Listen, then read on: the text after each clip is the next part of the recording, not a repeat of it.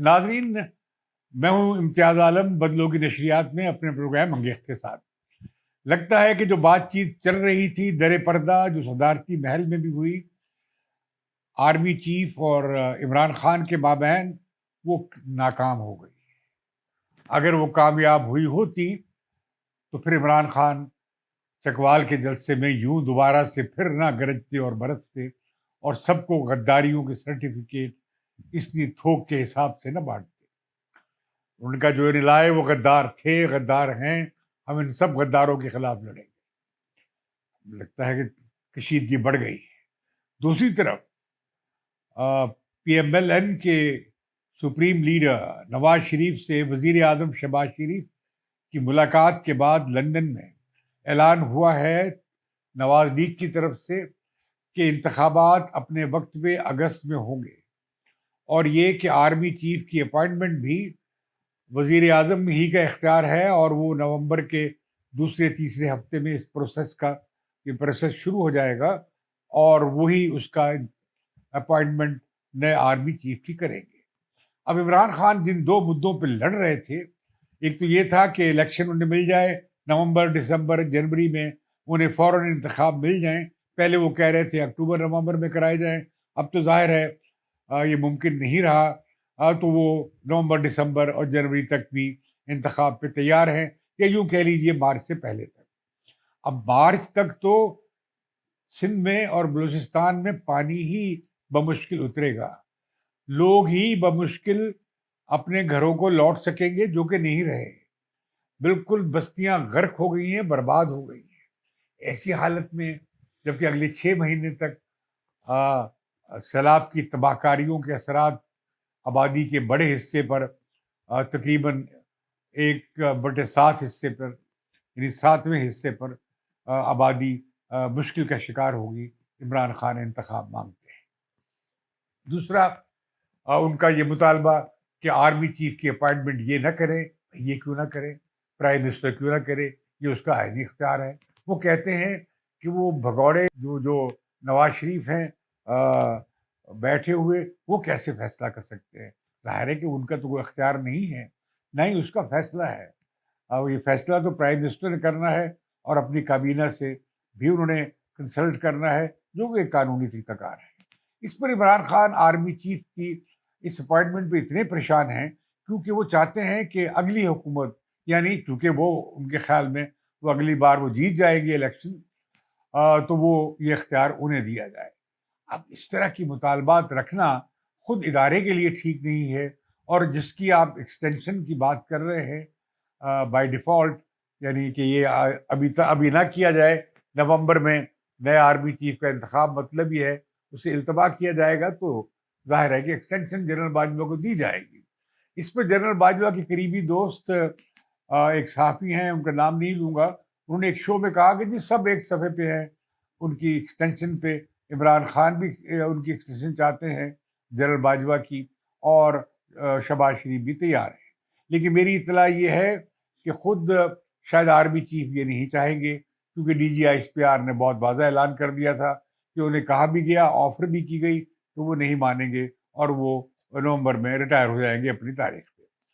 اب معاملہ یہ ہے کہ حکومت نئے آرمی چیف کی کیسے اپائنٹمنٹ کرے. اس کا بھی آسان طریقہ ہے. میں حیران ہوتا ہوں کہ کبھی جھگڑا ہوا ہے کون ایئر چیف ہوگا، کون نیول چیف ہوگا. یہ سارا آرمی چیف کی اپائنٹمنٹ بھی سارا جھگڑا کیوں ہوتا ہے؟ یہ بڑا ہی اچنبھے کی بات نہیں ہے، کیونکہ اس لیے کہ بار بار فوج کے سربراہوں نے ملک میں ملٹری کو کیے ہیں، حکومتیں کی ہیں، اور سیاست میں ملوث رہے ہیں. اب اگر فوج کہہ رہی ہے کہ ہمیں سیاست میں ملوث نہ کرو، تو عمران خان کہہ رہے نہیں، تم اپنا گناہ کا کفارہ ادا کرو، تم نے یہ کیوں لائے، اور تم دوبارہ میری حمایت کیوں نہیں کرتے؟ میں حق پہ ہوں، اور میرے حق پہ ہونے والے شخص کی آپ حمایت کیوں نہیں کرتے؟ لیکن مجھے لگتا یہ ہے کہ عمران خان نے مہنگائی کے معاملے پہ اپنی ذیلی تنظیموں کو احتجاج کی کال تو دی ہے. مجھے لگتا نہیں ہے کہ وہ سپٹمبر میں کر سکیں گے عمران خان ایک لانگ مارچ. شاید وہ اکتوبر تک چلے جائیں، وہ انتظار کریں گے، کیونکہ یہ ان کا آخری پتہ ہوگا. پہلے انہوں نے مئی میں یہ کام 25 مئی کو شاید یہ کیا تھا، جس پہ انہیں کافی مزاحمت کا پولیس کی طرف سے اور ریجنس کی طرف سے سامنا کرنا پڑا تھا. اس بار شاید انہیں اس سے بھی زیادہ سخت سامنا کرنا پڑے. تو لہذا وہ عمران خان کے لیے ایک بڑا ہی چیلنجنگ کام ہوگا. اب میں نہیں سمجھ رہا، اب دوسری طرف یہ ہو رہا ہے کہ عمران خان پنجاب میں ان کے ہاتھ بن گئے ہیں، کیونکہ جو پرویز الہی ہیں وہ ایک تکڑے چیف منسٹر رہنا چاہتے ہیں. وہ خود براہ راست سارے سیکرٹریز کا اجلاس کر رہے ہیں، انہیں براہ راست ہدایات دیتے ہیں. اور پی ٹی آئی کے وزراء نے بہت شکایتیں لگائی ہیں پنجاب ہاؤس کے اجلاس میں کہ ہماری کوئی سنتا نہیں ہے، ہماری تو حکومت ہی نہیں ہے، یہ تو کاف لیگ کی حکومت ہے. حالانکہ سارے وزراء پی ٹی آئی سے ہیں. تو لہذا اسلم اقبال صاحب کو سینئر وزیر کا کہا گیا ہے کہ آپ سب اپنی شکایات جو ہے وہ انہیں دیا کریں اور وہ پھر چیف منسٹر سے بات کریں گے. لیکن چیف منسٹر کسی صورت میں دوسرے سینٹر آف پاور کی یا پیرالل کام کی اجازت دینے کے تیار نہیں ہیں. لہٰذا جب وفاقی وزراء نے شاید چودھری فواد نے جب علیحدہ سے کوئی میٹنگ کی تھی تو اس پر انہوں نے سخت احتجاج کیا تھا اور رد عمل کا اظہار کیا تھا. تو مجھے لگتا یہ ہے کہ مشکل یہ بھی آ گئی ہے کہ اگر عمران خان نے الیکشن کروانے ہیں تو پنجاب کے چیف منسٹر جو ان کی پارٹی لے کر آئی ہے چودھری پرویز الہی، وہ اسمبلی نہیں توڑیں گے. اسی طریقے سے کے پی میں خیبر پختونخوا میں بھی لگتا ہے کہ عمران خان اور ان کی پارٹی جو ہے خاص طور پر مقامی پارٹی وہ حکومت چھوڑنے کو تیار نہیں ہوگی. تو لہذا عمران خان کا یہ پتہ بھی ان کے کام نہیں آئے گا کہ وہ اپنے ہی نہ ہی وہ اپنے ریزائن ایکسیپٹ کروا رہے ہیں، بلکہ یہ ہو رہا ہے کہ وہ اس لٹیگیشن میں چلے گئے ہیں، سپریم کورٹ میں چلے گئے ہیں. سیدھی بات ہے، آپ جائیں اور جا کر استعفے دے دیں. تو مجھے لگتا ہے کہ جو بات چیت شروع ہوئی تھی معاملات کو سیاسی اصلاح کی، وہ ناکام رہی ہے. عمران خان اس کے نتیجے میں ان کے مطالبات مانے نہیں گئے ہیں، کیونکہ انہیں کہا گیا غالباً جو مختلف اطلاعات ہیں انہیں جوڑ کر جو میں نتیجہ نکال سکا ہوں وہ یہ کہ انتخابات اگست میں ہی ہوں گے. اور اس پر اتحادی جماعتیں جو ہیں حکومت کی وہ ڈٹ کر اب کھڑی ہو گئی ہیں. ان کا اب یہ بھی اصرار ہے کہ آرمی چیف کی اپائنٹمنٹ بھی روٹین کے مطابق آئین کے حساب سے، آئینی طریقہ کار کے حساب سے ہوگی. اور اس میں کہا جا رہا ہے کہ سینئر ترین کو ہی آگے لایا جائے گا بطور آرمی چیف کے. اس میں کوئی پک اینڈ چوز کی کوشش نہیں کی جائے گی، اور بہتر ہے کہ پک اینڈ چوز کی کوشش نہ کی جائے. جو دو لوگ سینئر موسٹ ہیں ان میں سے آپ جو سب سے سینئر موسٹ ہیں انہیں آپ آرمی چیف لگا دیں، جو دوسرے ہیں یا کسی اور سروس سے انہیں chairman joint chief of staff committee لگا دیں. تو میں سمجھتا ہوں کہ سیاسی صورتحال پھر بہت زیادہ سنگین ہونے جا رہی ہے، اور عمران خان کو اور ان کی پارٹی کو ذرا احساس نہیں ہے کہ سیلاب زدگان کی حالت کیا ہے. الٹا میں نے دیکھا بڑی مہم چلائی جا رہی ہے کہ یہ چوروں کی حکومت ہے، اگر پیسے بھیجے گئے تو یہ لوگ کھا جائیں گے. شرم کی بات ہے. اسی بے نظیر انکم سپورٹ پروگرام کے ذریعے، وہی کارڈ سسٹم کے ذریعے، وہی بینکوں کے ذریعے لوگوں کو براہ راست 25,000 روپے فی فیملی دیا جا رہا ہے. اور ابھی جو سروے ہوں گے اس کے بعد جو گھروں کو تعمیر کے لیے یا جو لوگ مارے گئے ہیں اس سیلاب میں ان کی جو مدد کی جائے گی وہ بھی بینکنگ ذرائع سے براہ راست جو افیکٹڈ لوگ ہیں، متاثرہ لوگ ہیں، انہیں براہ راست دی جائے گی. کیونکہ اگر یہ بیوروکریسی کے ذریعے دی گئی یا سیاسی جماعتوں کے ذریعے دی گئی تو ماضی کی طرح ہم دیکھتے ہیں شاید دیکھیں کہ یہ ٹھیک نہیں رہے گا. اس میں پلفریج ہوگی، کرپشن ہو سکتی ہے. لیکن اب ٹیکنالوجی کی مدد سے کرپشن کے فیکٹر کو بہت ہی اگر بالکل ختم نہیں ہوا تو 95%، 99% اس پر قابو پایا جا سکتا ہے.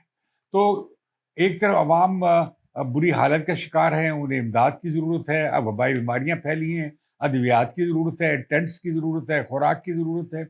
پھر ان کی بحالی کا کام ہے. بحالی کے کام پہ کم از کم $30 ارب چاہیے.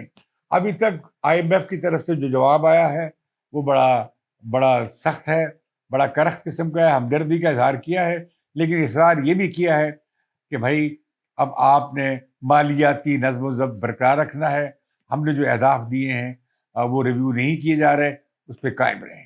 اسی طرح سے یہ جو امکان تھا کہ آئی ایم ایف سے مزید مدد لی جا سکتی ہے اس ہنگامی صورت کے حوالے سے، ان کی خاص ونڈو ہے، وہ بھی لگتا ہے کہ اس پہ پیش رفت نظر نہیں آتی. البتہ سعودی عرب نے اپنا $3 ارب کا قرض ایکسٹینڈ کر دیا ہے. آرمی چیف کا دورہ چین کا، اور خود صدر جی سے وزیر اعظم کی ملاقات، وزیر اعظم شہباز شریف کی بہت اچھی رہی ہے، اور وہ نومبر میں چین جا بھی رہے ہیں، اور سی پیک کی بحالی کے لیے بڑے خوشگوار اعلانات ہوئے ہیں۔ تو پاکستان اپنی ان معاشی مشکلات پہ قابو پا سکے گا، لیکن جو بڑا چیلنج آیا ہے وہ ماحولیاتی تباہی کا ہے، اور اس نے ہماری معاشی صورتحال کو بھی خراب کیا ہے۔ تو لہٰذا اب دیکھتے ہیں کہ بہت سارے اقدامات اور سخت کڑوے اور انتہائی ناخوشگوار اقدامات کرنے کے باوجود بھی معیشت ابھی تک، انفلیشن ابھی تک افراط زر قابو میں نہیں آ رہی۔ ابھی عالمی جو قیمتیں ہیں ان میں کچھ کمی آ رہی ہے، تو شاید اس کا کچھ افاقہ ہم اگلے چند مہینوں میں دیکھیں، لیکن ابھی تک ڈالر کے سامنے روپیہ لڑکھڑائے چلا جا رہا ہے۔ ان حالات میں ملک کے جو کو ایک طرف سیلاب کی تباہی درپیش ہے، دوسری طرف معاشی بربادی ہمیں نظر آ رہی ہے، یا بدحالی اور تو بحران نظر آ رہا ہے۔ اوپر سے عمران خان ایک سیاسی طوفان بپا کیے ہیں، ایک سیاسی طوفان سونامی بپا کیے ہیں۔ آج میں عمران خان اور ان کے حامیوں کو ایک تصویر دکھانا چاہتا ہوں۔ ابھی آپ یہ دیکھیں گے اسکرین پہ جو تصویر، یہ بچی، یہ مفلس زدہ بچی، اس کے چہرے پہ کیا ہے؟ اس کے ہاتھ میں 3 روٹیاں ہیں، اور اسے کل کے کھانے کی فکر ہے، اور یہ اس کی کوئی امید نہیں ہے۔ یہ پاکستان ہے، یہ اصل پاکستان ہے، جسے کچل دیا گیا ہے، جسے نظر انداز کر دیا گیا ہے، اور مجھے ڈر ہے کہ 3.5 کروڑ پاکستانیوں کو ان کے رحم و کرم پر نہ چھوڑ دیا جائے۔ سیاست کے دل میں کوئی دل نہیں ہے، اور سیاست دانوں کے دل میں تو بالکل دل نہیں ہے۔ عمران خان کو اگر سیلاب زدگان کی حالت کا اندازہ ہوتا یا کچھ ذرا دکھ ہوتا، تو وہ یہ کچھ نہ کر رہے ہوتے جو وہ ملک میں خلفشار بڑھا کر رہے ہیں۔ وہ اگست میں انتخابات ہو جائیں تو 3-4 مہینے سے کیا فرق پڑ جائے گا؟ کوئی بڑا فرق پڑنے والا نہیں ہے انتخابی نتائج پہ۔ عمران خان کیوں نہیں ٹھنڈا کر کے کھاتے؟ اب وہ جکڑے گئے ہیں، اب وہ پھر حملہ آور ہو گئے ہیں کہ ٹیلی فون آتا ہے، آپ جواب دیں، ایکس وائی زیڈ کے نام پھر لے رہے ہیں۔ لیکن ساتھ ہی انہیں معلوم ہوگا کہ جب وہ یہ کہہ رہے تھے چکوال کے جلسے میں، تو اس کے ساتھ ہی ان کے خلاف جو توشہ خانہ کیس ہے اس پہ فیصلہ ریزرو ہو گیا ہے، اور وہ اپنا بھرپور دفاع وہاں نہیں کر پائے ہیں۔ وہ نہ تاریخیں بتا سکے ہیں، نہ یہ بتا سکے ہیں کہ بھئی انہوں نے وہ کیوں ظاہر نہیں کیے ساتھ۔ تو یہ سب باتیں ہم دیکھ چکے ہیں، اس پہ فیصلہ ریزرو ہو گیا ہے۔ لگتا یہ ہے کہ اگر وہ معافی مانگ لیں گے تو اسلام آباد ہائی کورٹ بڑے کھلے دل کی ہے، انہیں کافی ریلیف دے بھی رہی ہے، اور جائز طور پہ انہوں نے عمران خان پہ دہشت گردی کے دفعات جو تھیں مقدمے میں وہ ختم کر کے ایک احسن قدم اٹھایا ہے۔ اور اگر عمران خان معافی مانگ لیں عدالت سے کھلے دل سے، تو میں سمجھتا ہوں کہ ان کے خلاف کارروائی ڈراپ ہو جانی چاہیے توہین عدالت کی۔ لیکن ان کے خلاف جو کیس تیسرا کیس، وہ جو فورن فنڈنگ کا ہے یا ممنوعہ فنڈنگ کا، اس پہ انہیں مزید 6 ہفتے مل گئے ہیں، کیونکہ وہ چاہ رہے ہیں پی ٹی آئی 8 سال کی طرح ماضی کے کہ وہ اس پر کارروائی کو طول دیتے جائیں، کیونکہ اس میں تو صرف سوال ایک ہی تھا، وہ یہ ہے کہ کیوں نہ آپ کے فنڈ ضبط کر لیے جائیں جو ممنوع تھے۔ اب اس پہ بھی 6 ہفتے لگیں گے، لیکن یہ تلوار بھی لٹکتی رہے گی۔ عمران خان اگر ریڈ لائنز کراس کریں گے، اگر حد سے بڑھیں گے، نظام کو بالکل الٹ پلٹ کرنے کی کوشش کریں گے، جیسے کہ وہ اب لگتا ہے اس طرف جا رہے ہیں، تو پھر ان کے لیے مشکل بن جائے گی، اور وہ پھر سیاست سے ڈسکوالیفائی بھی ہو سکتے ہیں۔ اور ایک بڑا لیڈر پاکستان میں پہلے بھی ہوتا رہا ہے، وہ ڈسکوالیفائی ہو سکتا ہے سیاست سے، یا منتخب ہونے کا نااہل ہو سکتا ہے۔ میں چاہوں گا کہ عمران خان اس سے اوائڈ کریں۔ وہ زیادہ اب انہیں کوئی ضرورت نہیں ہے انقلابی بننے کی، نہ ان کے پاس انقلابی پارٹی ہے، نہ کوئی انقلابی ایجنڈا ہے۔ وہ تو بس اقتدار میں آنا چاہتے ہیں، اور ان کا سارا دباؤ اس بات پر ہے کہ انتظامیہ یا اسٹیبلشمنٹ یا فوج ان کا ساتھ کیوں نہیں دے رہی۔ کاش اتنی حمایت کے بعد وہ اپنے زور پہ دوبارہ سے وزیر اعظم منتخب ہو سکتے، کاش وہ سول ملٹری تعلقات کو ایک منتخب وزیر اعظم کے حق میں بدلنے اور پارلیمنٹ کی سوورینٹی کے حق میں بدلنے کی، یا عوام کی سوورینٹی کے حق میں بدلنے کی کوشش کرتے، تو جمہوری حلقے انہیں ان کی حمایت کرنے کے بارے میں سوچ سکتے تھے۔ لیکن بدقسمتی سے عمران خان اس ساری عوامی موبلائزیشن کو استعمال کر رہے ہیں کہ کسی طریقے سے فوج کی دوبارہ سے حمایت حاصل کر کے اقتدار پہ قابض ہوں اور ایک طرز کا ایک نوکر شاہانہ اتھارٹیرین آٹوکریٹک آمرانہ نظام مسلط کر دیں۔